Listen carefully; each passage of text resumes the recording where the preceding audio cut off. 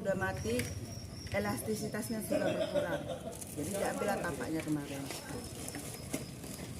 Kalau saya dalam kasus ini, saya yang paling penting adalah kepalanya. Kepalanya itu menentukan dia jenis kelamin jantan atau betina.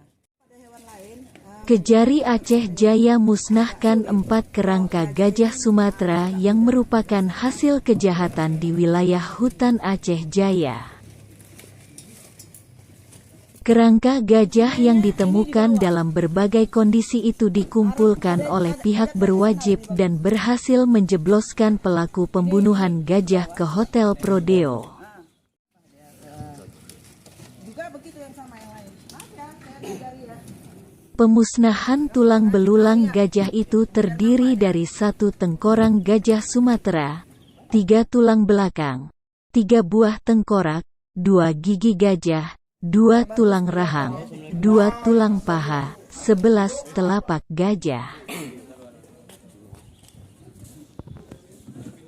1 unit kWh listrik, MCB Type C 32N, CL6 dengan nomor meteran 86.849.277 atas nama Halimah, 1 buah stop kontak, dan 1 buah cok listrik.